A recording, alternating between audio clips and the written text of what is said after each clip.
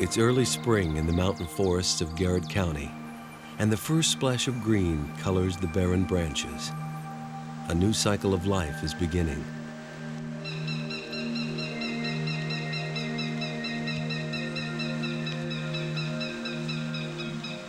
The fierce eyes of a goshawk pierced the forest canopy, following a man's movements through the trees.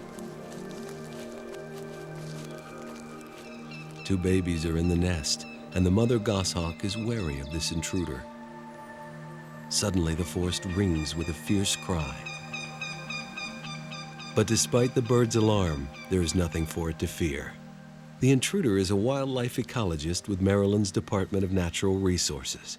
His name is David Brinker, and he's just found the second known nesting pair of goshawks in the entire state. Goshawks are listed as an endangered species in Maryland.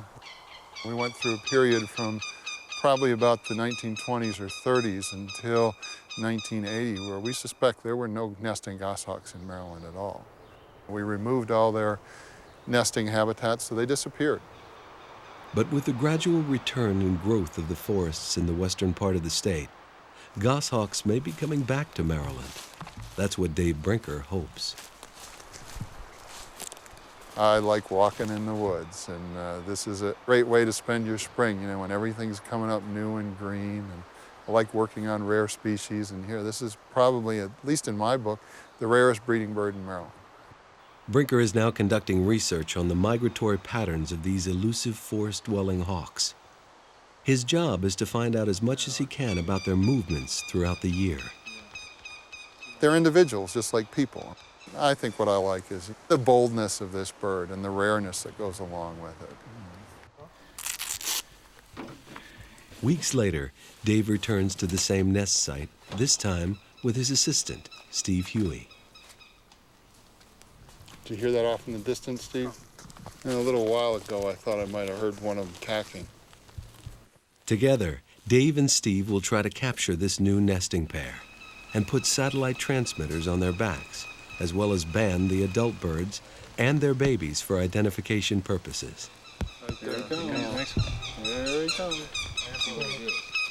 It's dangerous work. Goshawks are known to be aggressive. What makes a goshawk is the fact that it chases you through the woods. It's the only hawk that's going to come down through the canopy and literally try and hit you in the head. Got the poles. I put one set of nets in there.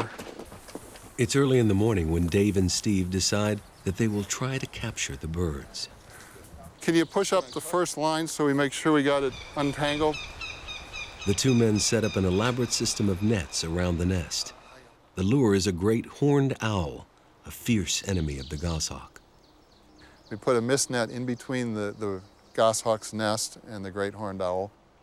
The goshawk dives at it, trying to drive the great horned owl away from its nestlings, and can't see the mist net, and we snag them in the mist net.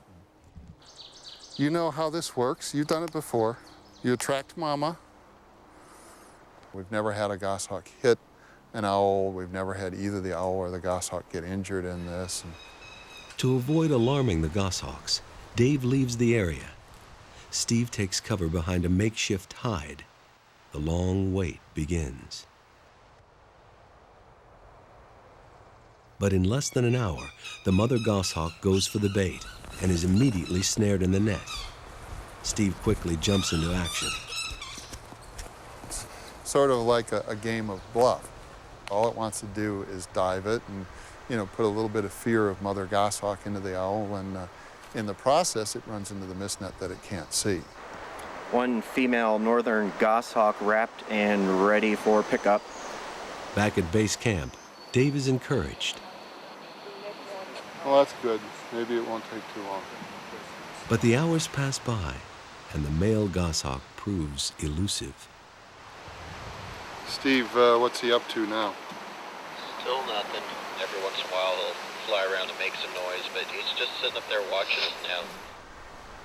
Dave busies himself putting together the small satellite transmitters and fitting a harness onto the female. What we've been doing is putting satellite transmitters on adult pairs as we find them here in Maryland. What goshawks do in the wintertime is basically unknown. Tail length is 264. The conservation end of managing goshawks or maintaining them depends upon us knowing what parts and what characteristics of the landscape they prefer. We'll see where this pair goes. And I suspect that, they're not going to take off and go long distances. Late that afternoon, the male goshawk makes his move. We actually got him. And that was just a matter of luck because I managed to sprint up there. Okay.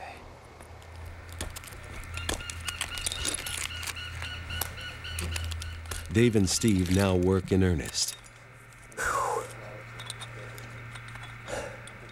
With only a few hours left of daylight, Steve climbs 50 feet into the pine tree to get to the nest.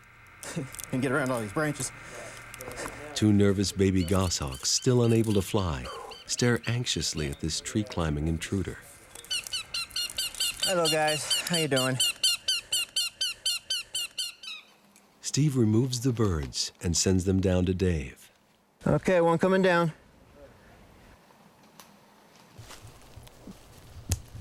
You want out? Come on out. Dave quickly bans the baby birds. These young, if they make it to breeding population, will be somewhere in western Maryland, northern West Virginia in the high country, maybe southwest PA. They won't go to Wisconsin to breed. The birds are returned to their nest in less than half an hour.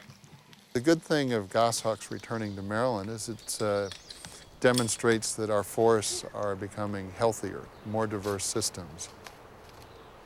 With the babies now safely in their nest, Dave releases the mother goshawk with the satellite transmitter on her back.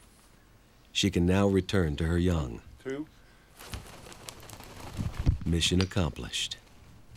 The male will be released the next day. Dave Brinker, a man who has made the woods his home for most of his life, will now track the movements of these rare birds through the forests of Maryland to learn more of their secrets. I'm a guy with a passion for a big hawk that likes to chase you through the woods. Look at that. She's a good mother. Knows her duties, wants to do them. If there's a zen to it, it's just based on the fact that next spring you get to go back and find your pairs again and see who made it through the winter and who was replaced and how they're doing.